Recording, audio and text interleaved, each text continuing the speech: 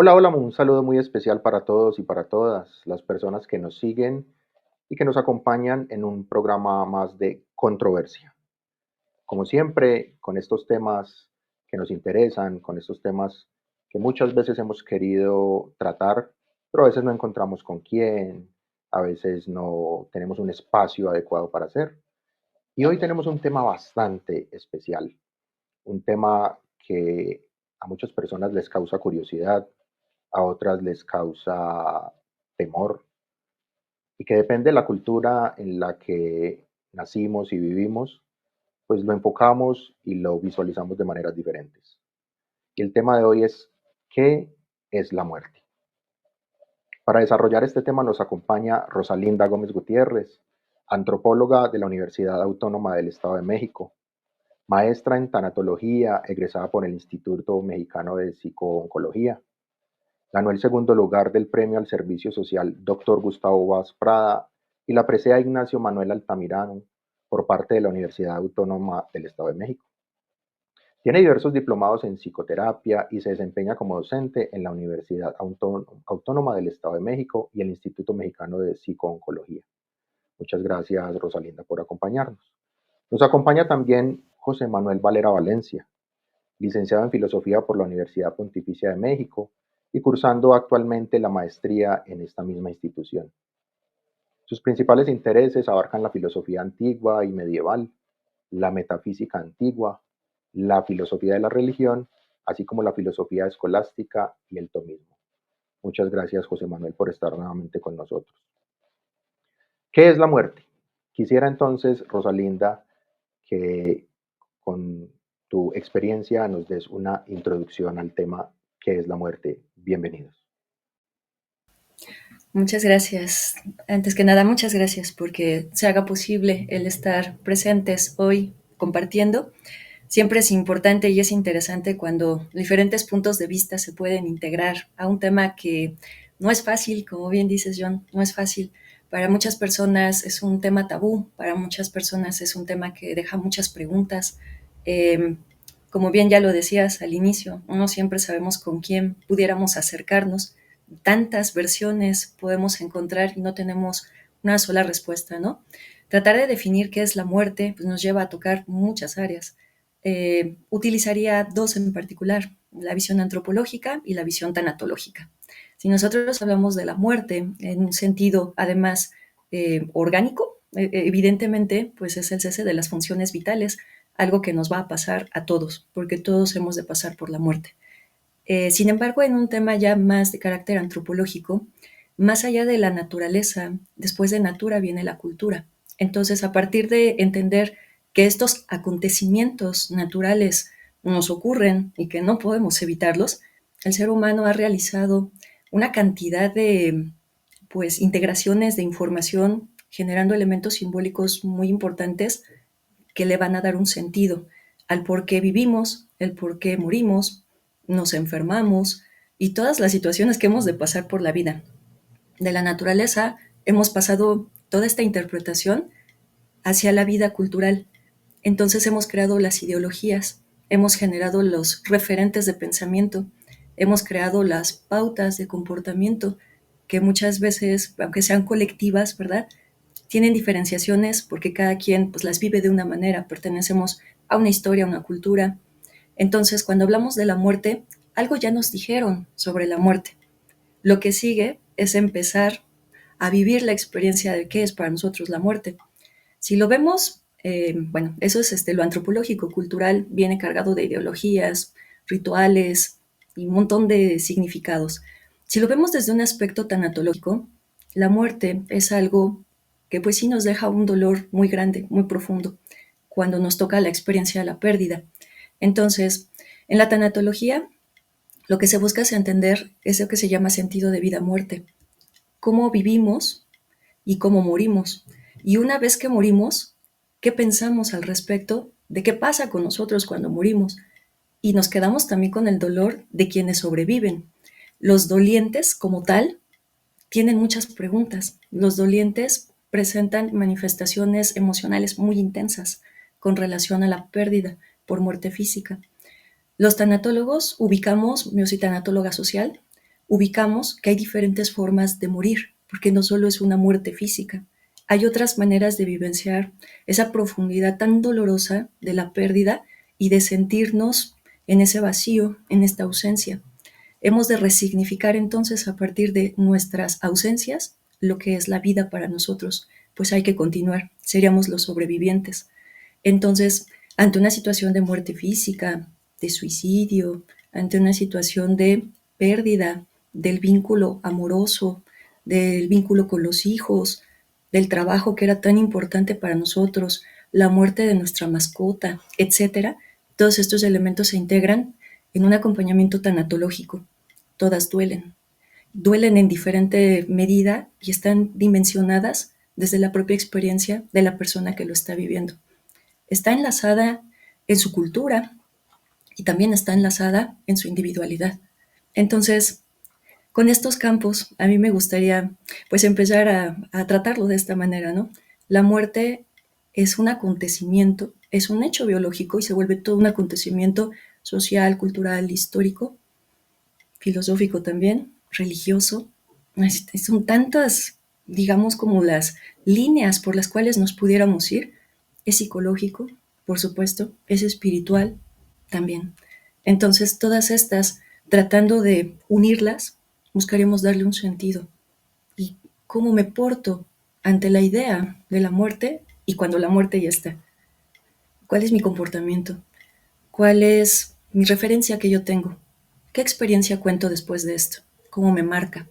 ¿Me fortalece o me lleno de miedo? ¿Ya lo afronto o huyo, lo invisibilizo? Son tantas cosas las que pueden estar ahí. La cultura está jugando un papel muy importante. La parte individual, pues esa es la que buscamos entender. Y los constructos colectivos, pues también tienen un espacio en la visión cultural, antropológico-cultural, y pues no se diga, ¿no? El acompañamiento tanatológico que se puede dar a una persona o a todo un grupo. Entonces, pues yo empezaría de esa manera a introducir el tema. Gracias. Maravilloso, Rosalinda. Has tocado muchos aspectos que me encantaría que profundizáramos una vez escuchemos la introducción al respecto del tema de José Manuel. José Manuel, bienvenido, muchas gracias por acompañarnos, te escuchamos. Hola, muchas gracias.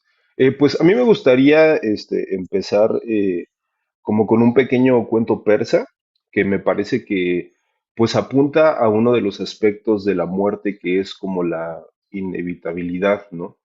Es algo que llega siempre, ¿no? Que llega para todos y que llega pues cuando menos lo esperamos, ¿no? Nunca lo queremos. Pero bueno, me gustaría empezar con este cuento que dice, érase una vez en la ciudad de Bagdad un criado que servía a un rico mercader. Un día, muy de mañana, el criado se dirigió al mercado para hacer la compra. Pero esa mañana no era como todas, porque esa mañana vio a la muerte en el mercado y porque la muerte le hizo un gesto. Aterrado, el criado volvió a la casa del mercader. Amo, le dijo. Déjame el caballo más veloz de la casa. Esta noche quiero estar muy lejos de Bagdad. Esta noche, quiero estar en la remota ciudad de Isfahan. Pero, ¿por qué quieres huir? Porque he visto a la muerte en el mercado y me ha hecho un gesto de amenaza. El mercader se compadeció de él y le dejó el caballo, y el criado partió con la esperanza de esta noche de estar en Isfahan.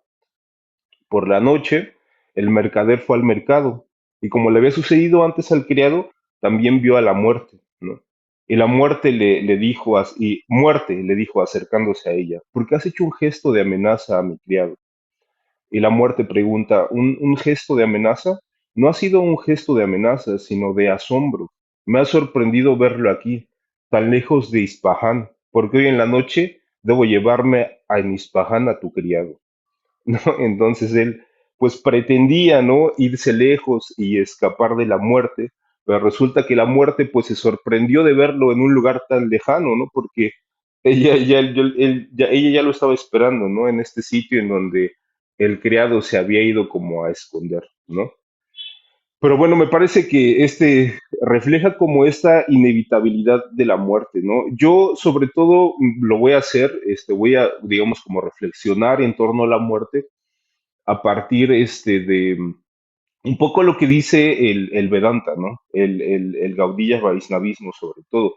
Y para esto me gustaría un poco, digamos antes, ¿no? Como de empezar como las reflexiones respecto de la muerte, como dar un poco de la visión general, como de la cosmología que tiene esta interpretación del Vedanta, ¿no? En donde pues obviamente ya como que se van dando algunas pistas, ¿no? De cuál es el sentido o cuál es la interpretación que se tiene de la muerte, ¿no?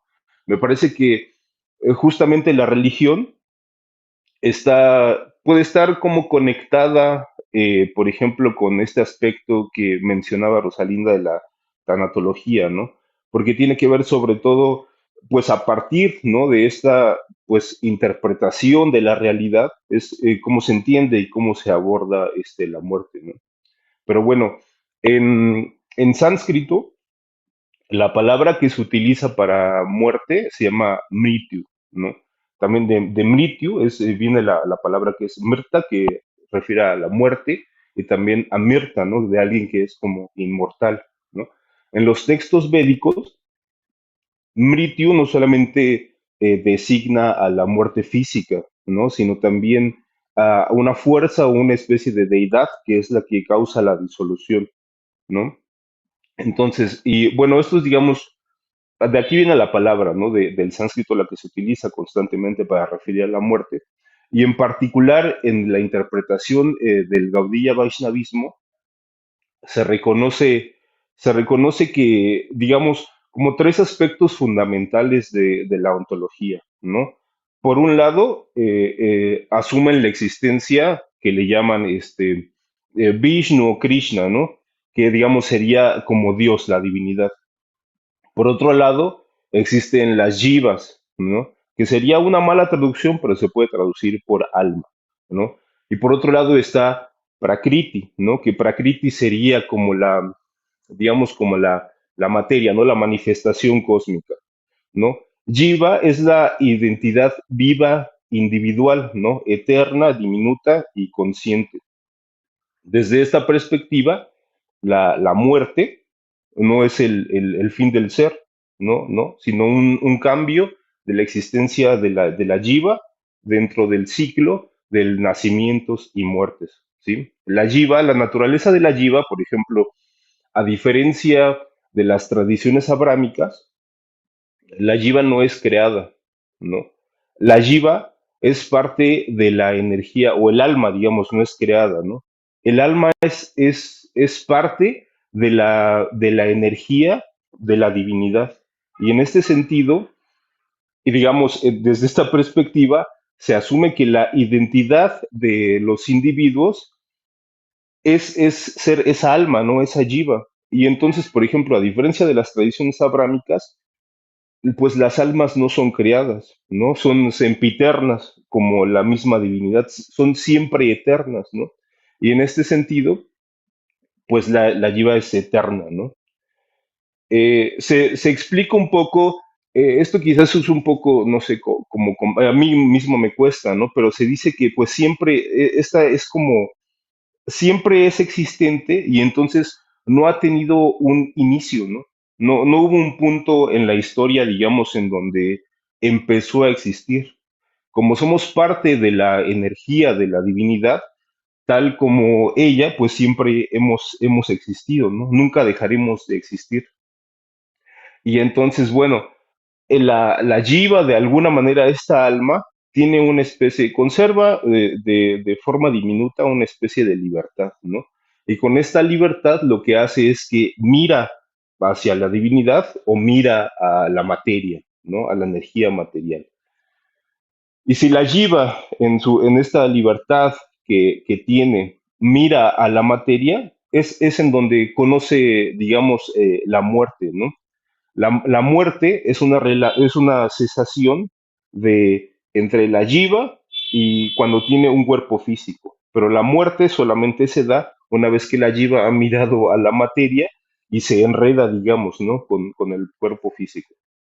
Hay una cita, por ejemplo, del Bhagavad Gita que dice, así como el alma encarnada pasa de la niñez a la juventud y a la vejez, del mismo modo pasa a otro cuerpo en la muerte, ¿no? El sabio no se confunde por ello. La muerte, por tanto, no es como, es una transición, ¿no? No es una aniquilación. Y de hecho, en el Bhagavad Gita también, que pues es un texto muy importante, ¿no? En la tradición del Vedanta, en las palabras de Krishna, como se le llama a la divinidad, él mismo dice, yo soy la muerte que todo lo arrebata, ¿no? La muerte, digamos, desde esta perspectiva, no se asume como un mal del todo, ¿no? No es un ser, y tampoco es un poder como independiente, ¿no? Porque en algunas escuelas, pues, la presencia de la muerte es como algo que genera una completa incertidumbre, ¿no? Pero bueno, se considera que es una manifestación de la divinidad misma, ¿no?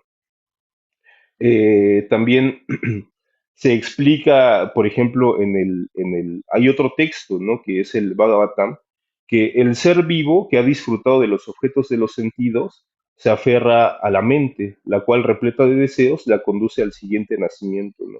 Se explica un poco cómo es que la jiva va pasando de nacimiento en nacimiento, ¿no? Y bueno, en el Gita también, por ejemplo, se dice: quien al morir piensa en mí solamente, sin duda alcanza mi morada, ¿no? Para el devoto, digamos, no busca, en realidad no teme, ¿no? No teme ni busca como la muerte, ¿no? Lo que está esperando incluso a veces es que venga la muerte, ¿no? Un poco, por ejemplo, como Teresa de Ávila, que en sus poemas canta y dice: muero, muero porque no muero, ¿no? Ella quiere, ¿no? De alguna manera que llegue ese momento porque sabe que vendrá como otra realidad, ¿no? Que vendrá. Y lo expresa, es como paradójico porque muere, ¿no? Muere conociendo o siendo humana, ¿no? Sabe que pues quizás el mayor mal que conoce o entiende es como la muerte y dice muero, ¿no? Por eso muero, porque viviendo, el mayor mal que conozco es la muerte.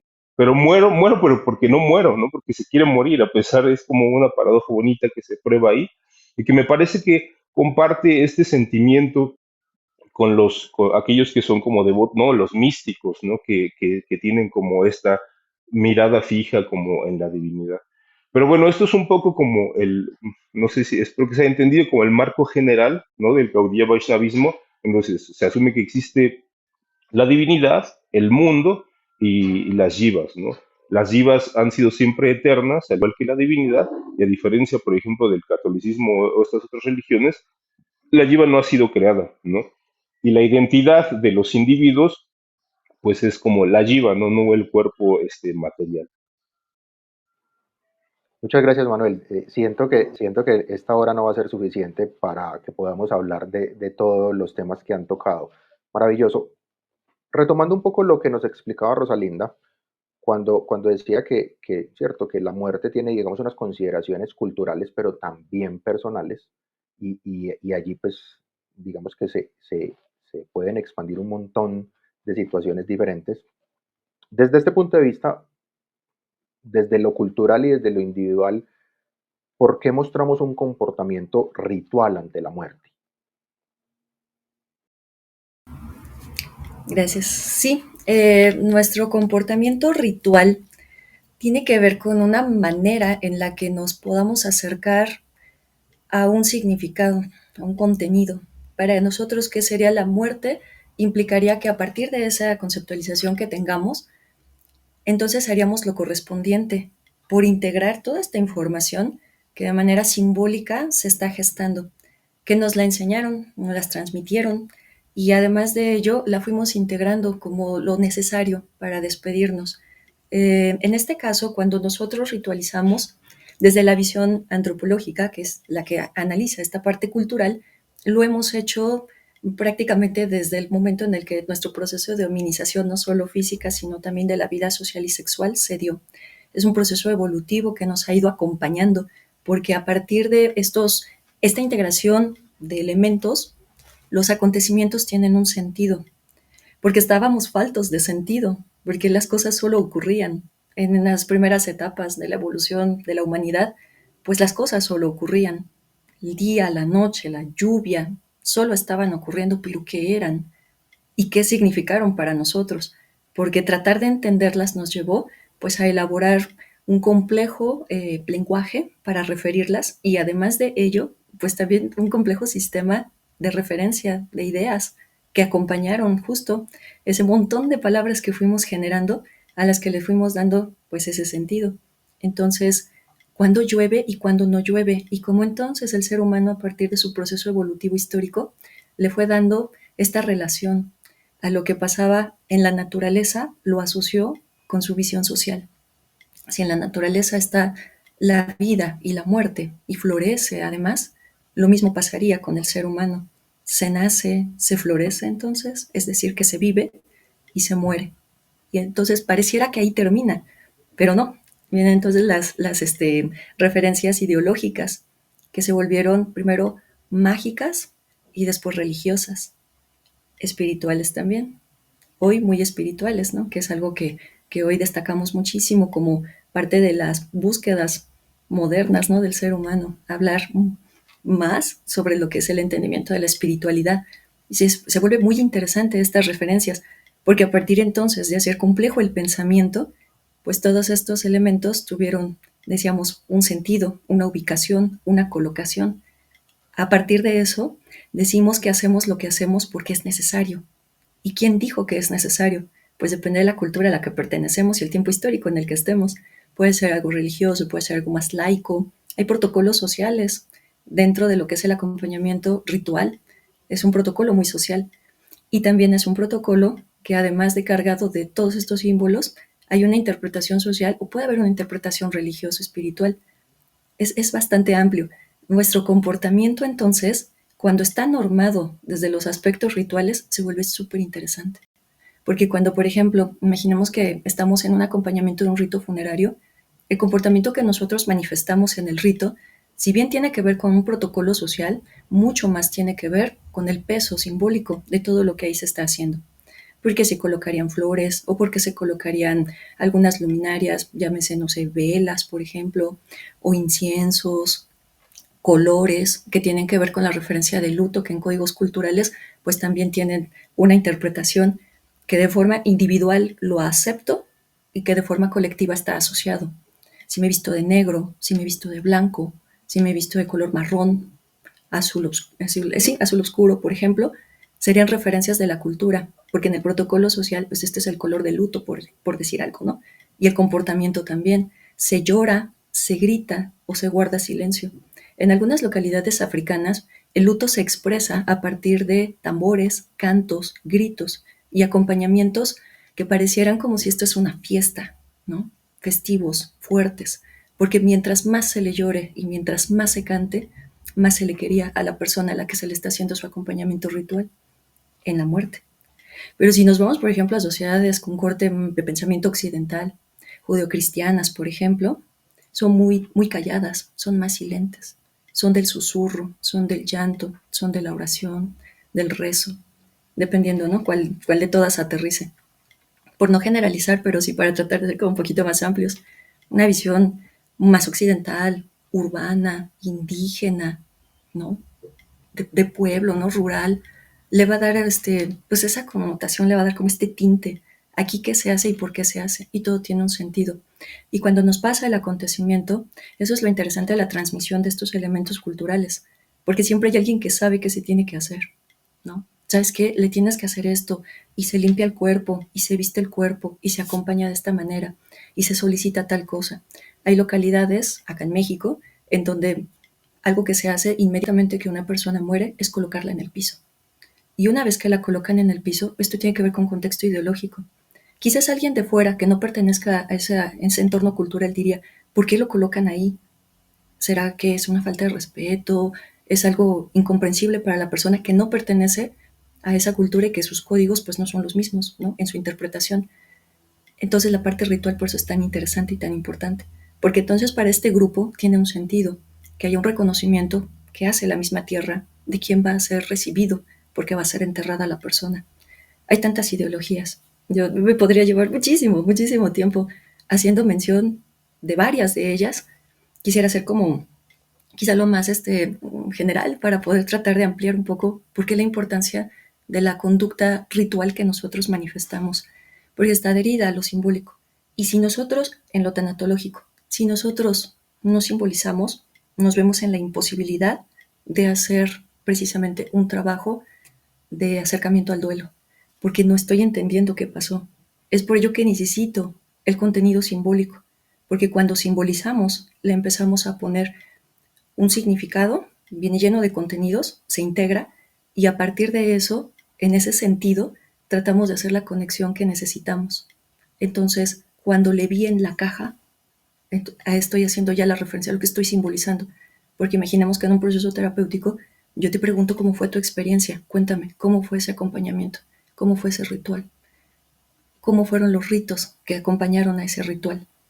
Y yo me he dado cuenta en algunas ocasiones por la experiencia de acompañamiento que hay personas que cuando no entendieron los elementos rituales se quedaron atorados en ese tema para su procesamiento de duelo. Y entonces fue algo que los impactó. Es que no dejaron que mi niña se acercara y quería que se despidiera. Pero si, por ejemplo, en los elementos culturales los niños no están presentes cuando la muerte se está llevando a cabo, el acompañamiento, etcétera, entonces, bueno, pues se van a ver faltos de esta información, a la persona eso le pegó, eso lo trae todavía y lo tiene que trabajar en un proceso terapéutico para que entonces lo recoloque. En donde lo colocó fue una experiencia que no le gustó. Tendríamos que buscar la parte biopositiva de su experiencia. Vamos a recolocarla y vamos entonces a tratar de entender qué fue lo que pasó en ese momento y hoy qué es lo que estás entendiendo después del acontecimiento. Eso, por ejemplo, en tema de, pues, del acompañamiento, ¿no? Con la muerte, pues es de lo que estamos hablando. La actividad ritual del ser humano es amplia, muy amplia. En términos de la cultura, encontraremos que el hombre es ritualista. Busca a través de ciertos, bueno, estos elementos y acontecimientos, busca entenderlos a partir de conductas simbólicas. Por eso somos tan ritualistas. Digo, el ritual es cuando compaginamos y metemos todos los ritos que se pueden realizar. Un rito personal sería la representación práctica de algo simbólico que está en el pensamiento. Que yo me postre en el piso es algo que estoy viendo que tiene que ver con algo que está relacionado a una práctica y que viene referida a un elemento simbólico ideológico. ¿Por qué me postro en el piso? ¿Y por qué no lo hago de pie? ¿No? Por ejemplo, o por qué coloco 7 huesos en el piso, que sería, por ejemplo, cuando, pues no sé, imaginamos un practicante del Islam, se coloca, se postra y coloca sus manos, su frente, o sea, el resto del cuerpo, para después incorporarse y empezar sus oraciones. Somos muy rituales y se nos da porque necesitamos contenidos, sí. Maravilloso, Rosalinda. Mira, incluso ahorita antes de comenzar el programa, hablábamos un poco aquí detrás de cámaras y yo te contaba cómo pues en la cultura a la que yo pertenezco, si yo soy colombiano, por ejemplo, ustedes son de México y uno desde afuera tiene como esa impresión de que en México manejan este tema de la muerte muy diferente, ¿no? O sea, con más aceptación. Y de todo lo que has dicho tan interesante, yo tomo una palabra que repetiste y es entendimiento, ¿cierto? Porque resulta que yo personalmente siempre he sentido que en los colegios debería haber una clase para la muerte, porque en nuestra cultura incluso la palabra muerte ya genera un rechazo. En mi familia no, esa palabra no se puede mencionar. Es como si nosotros, como todas las otras familias pasan por ahí, pero nosotros no. Entonces yo quiero desde ese punto de vista del entendimiento, es por qué unas culturas o unas religiones, sobre todo Manuel, por ejemplo, que nos dio su introducción desde esa perspectiva de la religión, ¿por qué tememos tanto a la muerte? ¿Por qué hay temor a la muerte? ¿Por qué hay unas culturas que tienen esa aproximación tan negativa de lo que es la muerte? Manuel, ¿qué podrías decirnos al respecto? Sí, pues en general me parece que es porque se percibe como un mal, ¿no? En general, pues desde es como el gran final, ¿no? Necesariamente tenemos que, me parece que es un poco natural, ¿no? Porque hay una incertidumbre y no sabemos, pues bien a bien qué pasará, ¿no?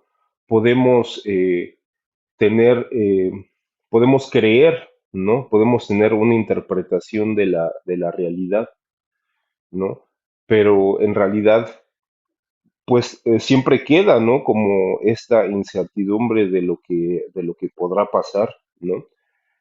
Por ejemplo, en la filosofía de Platón, precisamente hay un diálogo en donde precisamente, pues él se cuestiona, ¿no? Él dice él dice, por ejemplo, que temer a la muerte no es otra cosa que creerse sabio sin serlo, ¿no? Dice, es creer saber lo que no se sabe, ¿no? Pues nadie conoce la muerte, ¿no? Ni siquiera si no es acaso el mayor bien de los bienes para el hombre. Sin embargo, se le teme como si se supiera con certeza que es el mayor de los males, ¿no? Él dice, morir es, él dice, bueno, no sabemos qué es la muerte, ¿no? Pero digamos, en nuestra experiencia, puede ser que la muerte no es nada y que el muerto no es nada y que no tiene conciencia de nada, ¿no? Entonces, en ese sentido, dice, pues no tendríamos por qué temerle, ¿no? Si en realidad es como también dice Epicuro, ¿no? Epicuro, por ejemplo, él no cree, digamos, en este dualismo de cuerpo y alma, pero pues es que él dice, pero si nosotros siendo materialistas, ¿no? Siendo empiristas, la muerte es el cesar de los sentidos, ¿no? Ya no nos compete, ya no estaremos ahí, ¿no? Entonces, digamos, de estas reflexiones como lógicamente dicen, pues no tiene como sentido, ¿no? Temerle a la muerte, ¿no? Y también, por ejemplo, Platón dice, bueno, nos queda decir que una vez que la muerte sucede, acontece, pues no pasa nada, ¿no? No, ya se termina todo. Y si ya no estamos nosotros en la muerte, entonces, ¿por qué le tememos, no? Creemos saber lo que es la muerte, ¿no? Él dice que nos creemos sabios. Pero también dice, pero también está esta otra, digamos, como interpretación en donde la muerte significa una migración del alma, ¿no? Que esto se asemeja un poco más con la perspectiva de la religión, ¿no? Entonces dice, en uno y otro caso hay motivos para pensar que la muerte sea, pues que no sea un mal, ¿no? No tenemos la certeza de que pueda ser un mal, ¿no? Y bueno, ese es un diálogo como muy bonito. Bueno, ese es el final como de la apología, en donde pues este Sócrates está planteándole, se está defendiendo, ¿no? Ante la corte. Y ahí es en donde plantea, pues es que no sabemos, ¿no? No podemos saber en realidad si la muerte pues es un mal como lo percibimos, ¿no? Y ya después de la apología, pues en el Fedón da como un planteamiento, ¿no? De una explicación en donde por qué, digamos, hay como razones. Bueno, para empezar, en la filosofía de Platón, pues se considera, digamos, que el ejercicio de la filosofía es es un aprender a morir, ¿no? Es un acercarse como a la muerte, ¿no? Y es muy, como que conmueve mucho, ¿no? El Fedón porque pues ya lo han condenado y se encuentra con sus discípulos y todos sus discípulos están como pues profundamente afectados y conmovidos, ¿no? Y él pues los tranquiliza, ¿no? Y les dice, pero ¿por qué están aquí llorando, ¿no? Si no tenemos la certeza de que la muerte sea un mal. Y da como una serie de argumentos de por qué, digamos, el alma es eterna y después los sigue viendo tristes, ¿no? Y les dice, bueno, estos argumentos probablemente ni siquiera a mí, digamos, me convencen, ¿no? Solamente me queda como la esperanza, ¿no? De creer que esto va a ser así, ¿no? Pero es, digamos, como una escena como muy conmovedora, pero creo que en general se le teme a la muerte porque no tenemos, pues es como un momento de incertidumbre, ¿no? Y es natural. Por otro lado, o sea, desde el ámbito religioso, por ejemplo, en el Bhagavad Gita, se dice que como que las enseñanzas, o el Bhagavad Gita empieza literalmente a partir el onceavo verso del segundo capítulo, ¿no? Y este verso empieza como a literalmente con la visión, digamos, que se tiene sobre la muerte, ¿no? porque pues uno de los participantes está profundamente afligido y no quiere actuar, ¿no? Y entonces, bueno, aquí les quería leer algunos de estos versos que le dice, te lamentas por lo que no es digno de lamentarse, ¿no? Porque pues digamos, él está pues en esta misma condición en donde la muerte lo aflige, ¿no? No sabe qué es lo que pasará. Dice, aquellos que no son sabios no se lamentan ni por los vivos ni por los muertos, ¿no? Nunca hubo un tiempo en el que yo no existiera, ni tú, ni todos estos reyes. En el futuro ninguno de nosotros dejará de existir, ¿no? Esto es como la parte que les digo de que las almas pues no han sido creadas, ¿no? Las almas nunca hubo un tiempo en el que no existieran, ¿no? Siempre han existido y aquí él dice, no hubo un tiempo en el que yo no existiera ni tú ni todos estos reyes. Obviamente aquí digamos, lo que se busca es, desde esta visión como dualista, pues es trascender, ¿no? La identificación con lo material y llegar a identificarse con el alma, ¿no? Y dice otra vez, ¿no? Así como como en este cuerpo el alma encarnada pasa continuamente de la niñez a la juventud y luego a la vejez, de la misma manera el alma pasa a otro cuerpo en el momento de la muerte, ¿no? A la persona sensata no la confunde este cambio, ¿no? Y pues se dice, ¿no? Que es como bonito este verso porque después dice que pues la muerte y la vida son como la felicidad y la aflicción, ¿no? La aparición y la desaparición de las estaciones, ¿no? Todo ello tiene solamente su origen en la percepción de los sentidos, ¿no? Y uno, pues, digamos, desde esa visión, pues está llamado como a tratar de tolerarlo, ¿no? A ver más allá de toda esa dualidad como del mundo, ¿no? Dice y aquí es un poco similar, por ejemplo, como a la reflexión que hace Platón, porque aquí también dice tanto el que cree que la entidad viviente es la que mata, como el que cree que ésta es matada, no, perdón, dice, aquí dice, sin embargo, si crees que el alma nace siempre y muere para siempre, aún así no tienes por qué lamentarte, ¿no? Porque de la misma manera la muerte es un algo que ya no te compete, ¿no? Entonces, bueno, me parece que es, digamos, un poco como natural esta miedo a lo desconocido, a la muerte, pero también, pues obviamente depende, ¿no? Como de la interpretación o de la visión que uno tenga de la existencia, por ejemplo, con lo que decía Rosalinda, ¿no? De lo simbólico. Hay Casirer, por ejemplo, definía pues al humano como un animal simbólico, ¿no? Y además de lo simbólico, hay unos que lo definen como lo definen como un animal religioso, ¿no? Como homo religiosus, ¿no? Que propiamente, o sea, que lo más distintivo del humano, digamos, desde Cassirer es como el que es simbólico, ¿no? Pero hay unos que dicen que además de eso, lo más como propio, lo que más identifica al humano, pues es el hecho de vincularse con lo religioso, ¿no? Y a partir de esto, pues ya uno va generando como, pues la manera, ¿no? En la que asume como este gran final. Hay algo que me causa mucha curiosidad y es, Manuel decía, lo desconocido, ¿cierto? El temor nace frente a lo desconocido que es la muerte y muchos de estos temas, que son temas muy profundos, se quedan mucho en la teoría, ¿cierto? Es como muy difícil abordarlos desde un sentido práctico y más el de la muerte, porque digamos que nadie puede dar, digamos, testimonio de eso o que sea aceptado, porque desde los preceptos religiosos y demás, ¿cierto? Hay muchos planteamientos, pero Rosalinda empezaba diciéndonos, ¿cierto? Desde cómo desde su práctica ella acompaña a las personas y hubo algo que me llamó mucho la atención, es que no se refería a la muerte solo como cuando alguien, digamos, deja de vivir, suena un poco redundante, pero también cuando alguien pierde algo que le era apreciado, cuando alguien termina una relación que sentía que necesitaba y todo esto.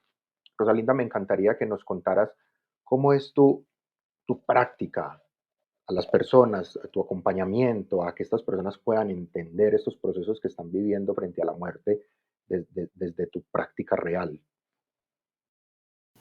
Sí, muchas gracias. En efecto, ahora que escuchaba a Manuel con todas estas visiones, ¿no? Desde la parte filosófica son muy relevantes y esenciales porque son preguntas profundas que nos hemos hecho la humanidad misma, ¿no? A lo largo de todos los años de evolución que llevamos y seguimos sin responderla.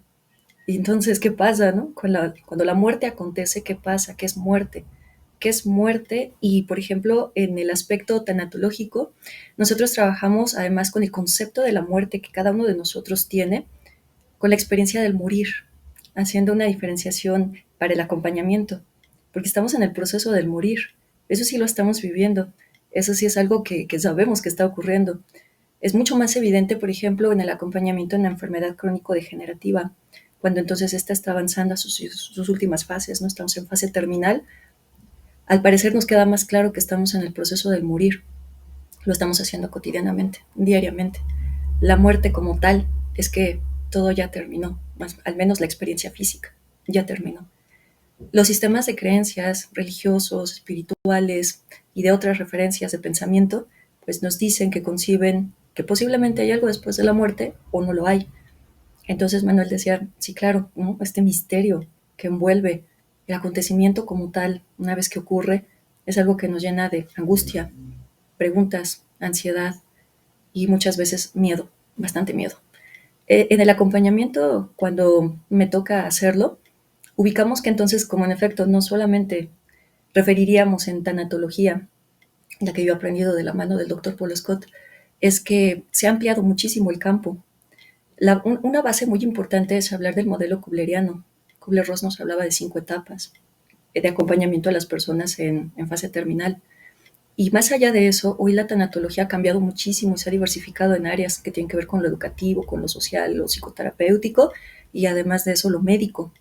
Entonces, como está tan diversificado ya el campo de la tanatología, hoy hemos reconocido que hay muchas otras formas de morir y de vivenciar justo esta experiencia tan dolorosa, que cuando nosotros tenemos frente el cuerpo de la persona y que trabajamos con el cadáver y que nos cuesta mucho decir la palabra, porque desde ahí, ¿verdad? Nuestra resistencia, nombrar qué es la muerte y la evidencia de la muerte que acaba de ocurrir es desde la misma mención, es el cadáver, el cuerpo, el cadáver.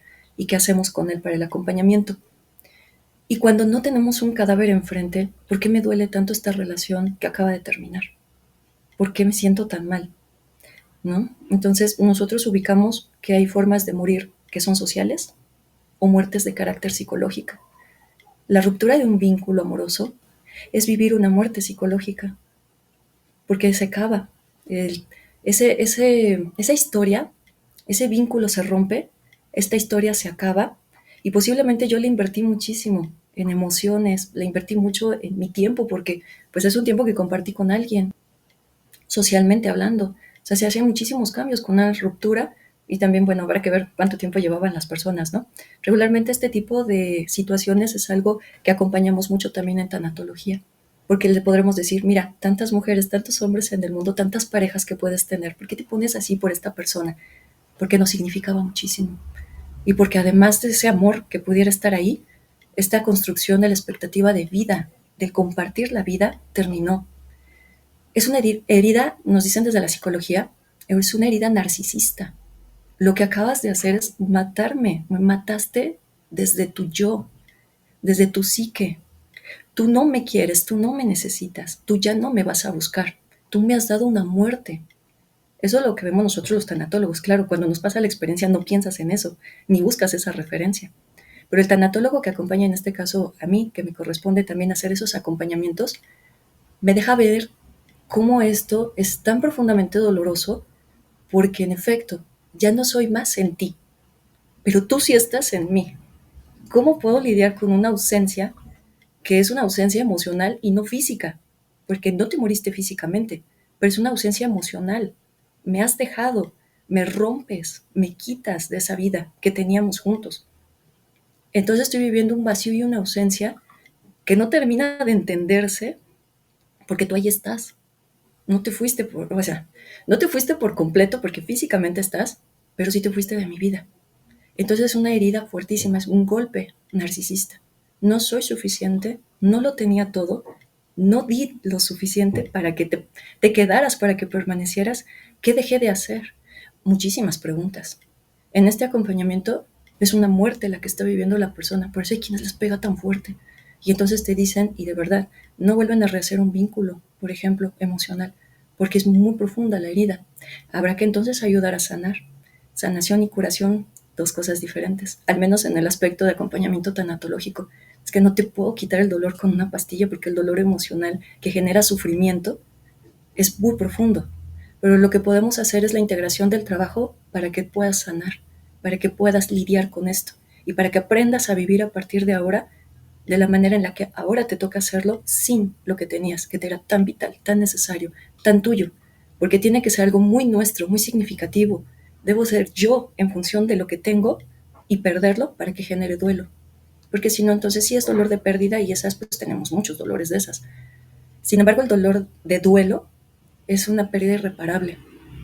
Pensar que la vida no va a volver a ser la misma porque ya no tengo lo que sea que haya perdido, implicaría también que muchas veces la persona entraría en duelo. Habrá que entender cuál es la magnitud de su pérdida para saber qué proceso está pasando y si está viviendo esta visualización, esta vinculación con esa muerte. Es una forma de vivir la muerte.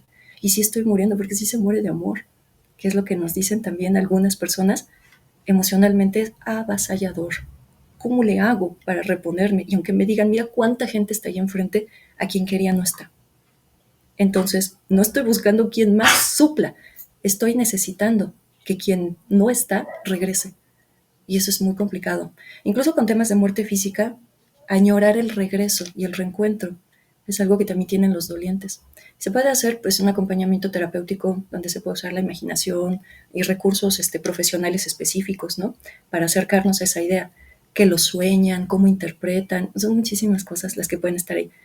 Entonces, no solamente por la parte física, ahorita mencionamos una psicológica, pero también se muere socialmente. Y cuando yo no puedo hacer la ejecución de mi rol y cuando me desprenden, incluso abruptamente, del rol que yo desempeñaba y me era muy necesario, ese era yo prácticamente desde mi rol social, me estás ofreciendo una muerte que se llama muerte social. Un ejemplo de muerte social puede venir cuando una persona, imaginemos que lleva toda una vida trabajando y su trabajo es su vida. O sea, tú ves a la persona y te dice, o sea, mi trabajo soy yo, ¿sale? O sea, no es que yo cumplo solo el rol de que soy un trabajador, yo soy mi trabajo, yo represento mi trabajo, amo tanto mi trabajo, que entonces están tan identificados con ese rol que cuando lo pierden, imagínate que sea un despido y mi vida era el trabajo, a partir de esa construcción mía que hice desde el rol social, yo también me perdí. Porque además de que perdí el trabajo, me perdí a mí desde esa denominación. Entonces, ¿ahora quién soy yo? Porque no soy desde mi rol laboral, que era el que me daba proyección, el que me daba peso, el que me daba visualización, el que se supone me llenaba. Y en efecto, amaba hacerlo. Y me quitas el trabajo. Hay personas que cuando viven esta situación, les quitas todo entonces, porque ellos eran eso que le quitamos socialmente. Eso lo podemos ver en una condición de despido y también lo vemos mucho. Ha cambiado bastante, o al menos en México, las condiciones laborales, pero todavía encontramos generaciones que les tocó vivir un proceso que se llama jubilación. Entonces, después de toda una vida activa en el trabajo, llega el cese de la función social. Ya no vas a trabajar más. Y a veces obligadamente, porque ni siquiera se quieren ir. Es tanto lo que sienten que les llena el trabajo, que lo que no quieren es soltarlo. Ese rol es fuerte, es profundo, es necesario. ¿Qué voy a hacer si no trabajo? Pero ya cumplí el tiempo, la edad y el tiempo de la vida laboral activa. Entonces me piden que me jubile y hay quienes no lo quieren hacer. Y si se les obliga, después de ello viven un proceso emocional muy fuerte y empiezan las somatizaciones y muchas veces por la experiencia de acompañamiento te puedo decir que si se enferman con estas somatizaciones. Y después de unos meses es muy sabido por los casos que luego acompaño y por las referencias de otras personas en sus casos, que nos dicen tengo miedo a jubilarme porque tal persona lo hizo, 3 meses después se murió. Y yo no quiero que me pase eso, porque yo sé que algo me va a pasar. Entonces, la tanatología en mi acompañamiento buscaría trabajar el sentido de vida, porque ese justamente le va a dar sentido a la muerte. En el sentido de vida, ¿qué tengo hoy? Y cuando las cosas cambien, ¿qué otra cosa voy a tener también? O sea, el plan A y el plan B, irlo trabajando. Sobre todo en estas condiciones de muerte social, es algo que sí pega fuerte, sí pega. Y es vivir una muerte. Y no siempre lo sabemos. Por eso dice uno, es que ¿por qué se pone así? Y solo era un trabajo, ya, mira, pues ahora eres más libre, ¿no? O sea, en lo que buscas otro trabajo y disfruta tu libertad. Pero fíjate qué interesante la visión que tenemos por fuera a la que está viviendo la persona que tenía una fuerte identificación con lo que hacía y ya no lo tiene. Algo de ella también se pierde. Ya no soy yo y no volveré a ser. Me era tan necesario esto, era tan yo a partir de eso, que sí me estás rompiendo. Me dejas incompleta, incompleto.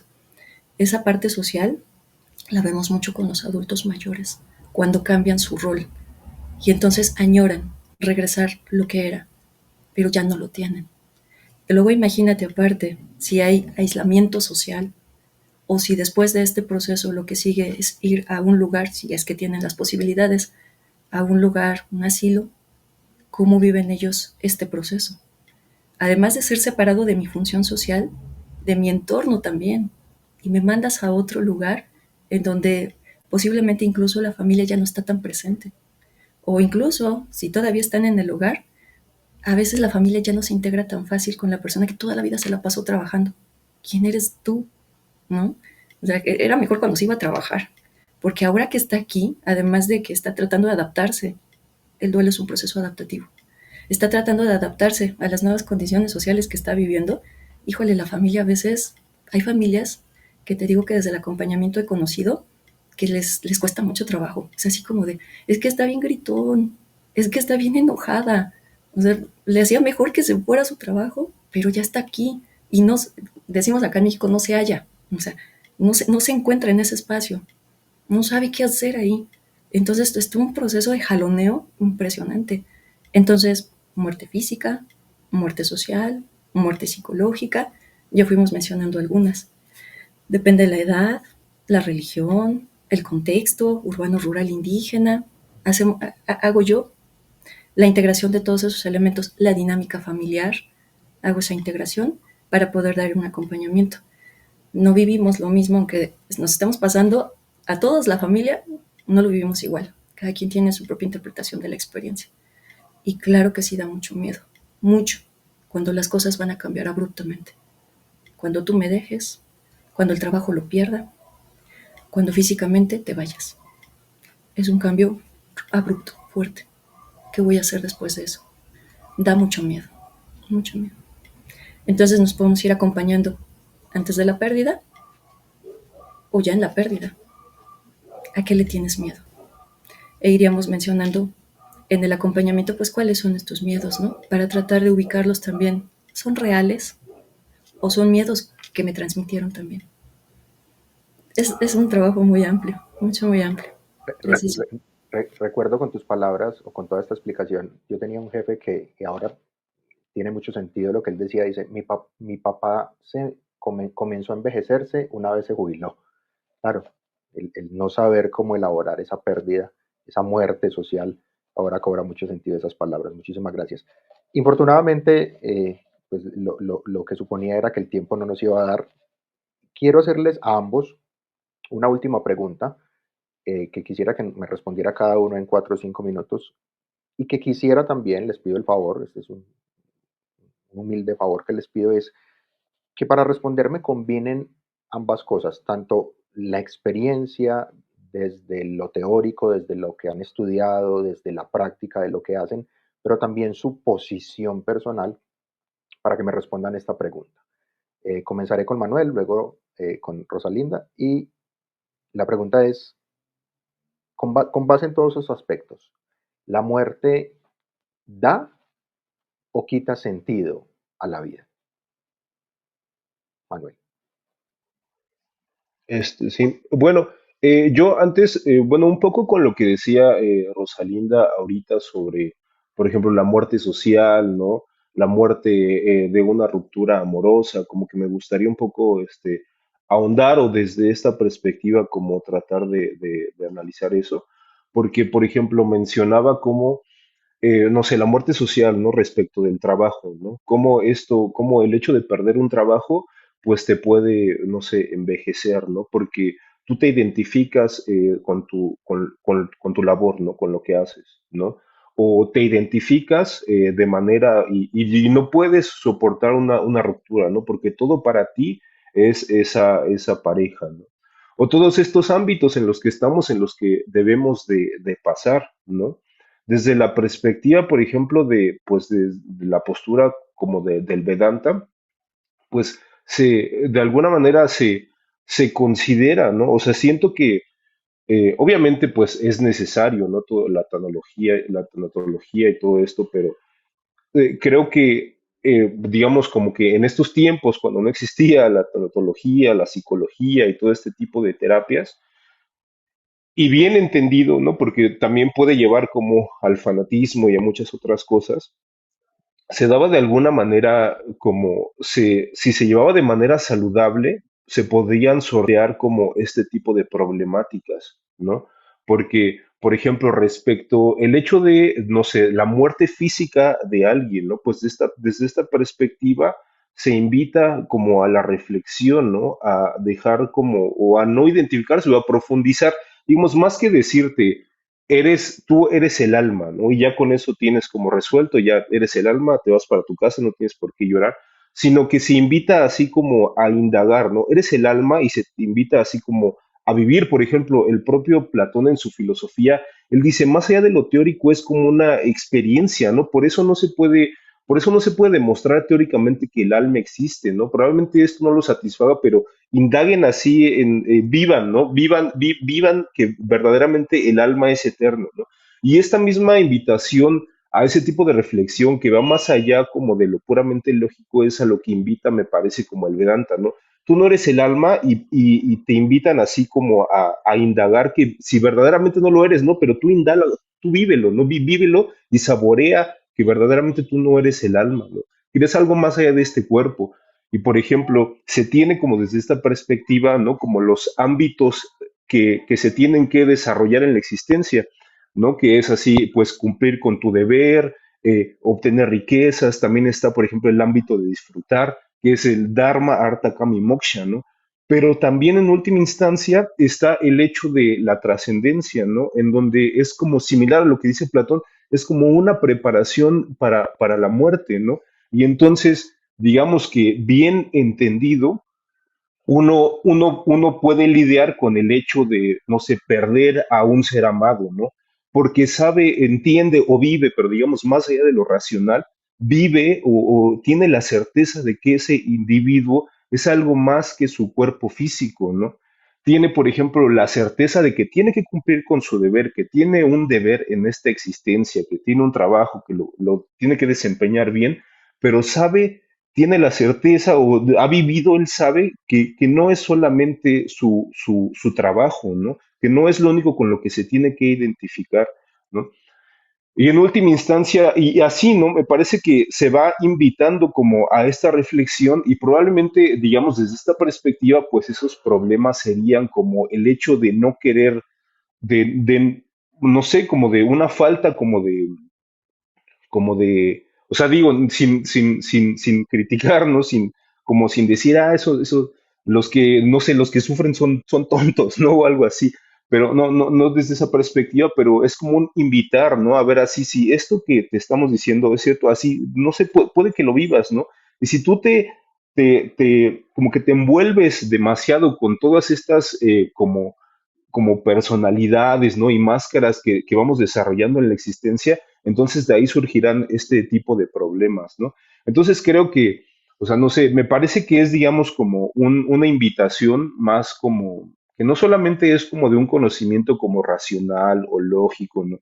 Y como de idealidades, sino que es una invitación a entender así, incluso no sé en qué consiste, que la vida consiste en desapegarte de ciertas cosas, en ir como avanzando, ¿no? En ir aprendiendo y en ir, pues, apreciando lo que te llega, pero sabiendo que todo es fugaz, porque más allá de la ideología que uno mantenga, pues hay ciertos hechos que son así, ¿no? Las cosas, pues todo es temporal, uno tiene que aprender poco a poco como a asumir todo eso, ¿no?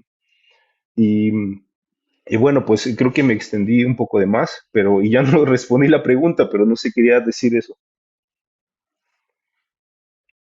No, pero yo creo que la respuesta estuvo implícita en lo que tú dijiste, porque finalmente al menos lo que yo entiendo es el hecho de la muerte invita a vivir de una manera X. Entonces, en ese sentido, no sé si estoy equivocado, pues le daría mucho sentido, ¿cierto? Le da sentido a esa temporalidad del cuerpo para desde el alma vivir de una manera diferente. Eso es más o menos lo que percibo, puedo estar equivocado, espero que no. Y Rosalinda, nos gustaría escucharte. Sí, muchas gracias. Me pareció súper interesante cómo empezaba Manuel comentando, y tienes mucha razón, Manuel, y cuando no está este acompañamiento, ¿no? Profesional, pues qué onda, ¿no? Con nosotros, nuestros dolores, nuestras pérdidas. Bueno, aquí le llamamos duelo natural. Ese se da con el paso mismo del tiempo, con el entendimiento propio que cada quien se pueda otorgar, con el apoyo familiar y comunitario. Es ahí donde, sabiendo todos los demás sabemos el dolor de tu pérdida y estamos al pendiente, eso es muy sanador también, ¿no? Cuando no se tiene este acceso. Entonces, sí, sí, totalmente de acuerdo. ¿Cuántas preguntas se quedan allí en el aire, ¿no? ¿Cuántas dudas y ninguna certeza de qué pasa con nosotros, ¿no? El tema de la muerte y cómo nos acercamos a ella, pues es un trabajo que cada quien hace. Eh, que si le da sentido, sí, sí la muerte le da sentido a la vida, porque sabemos que tenemos un tiempo finito. En un aspecto muy psicológico nos dicen que la muerte para el inconsciente no existe. Nos concebimos inmortales. De hecho, hacemos las cosas como si fuésemos inmortales.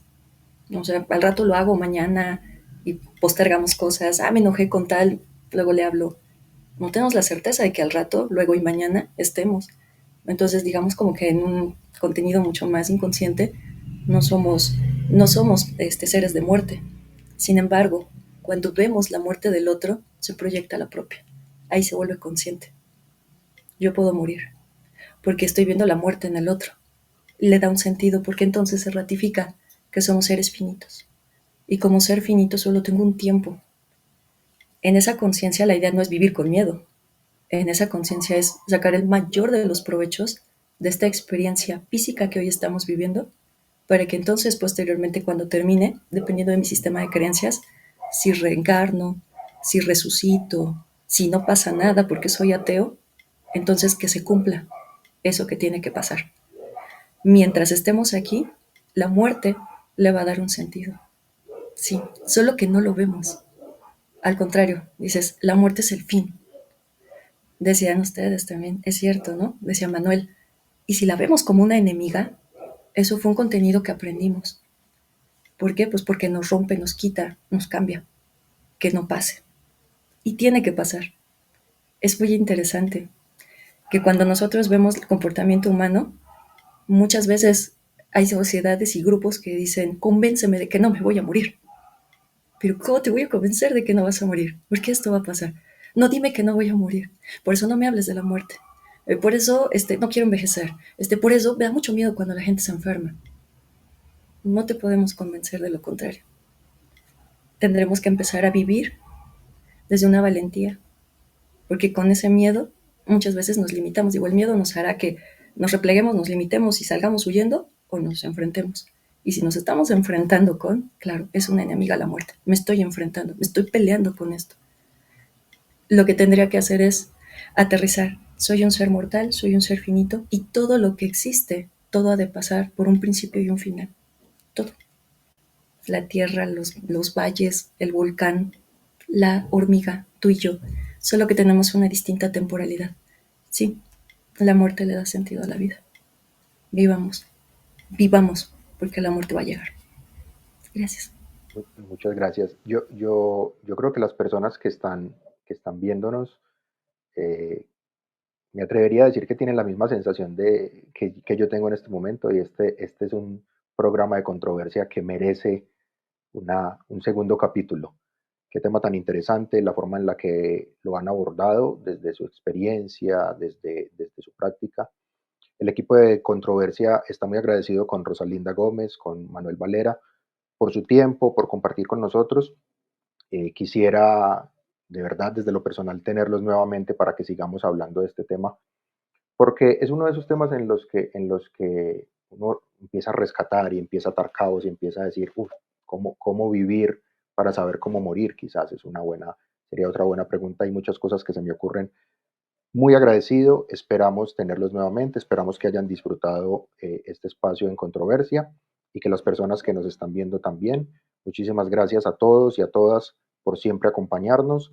Hasta un nuevo capítulo de controversia. Los esperamos.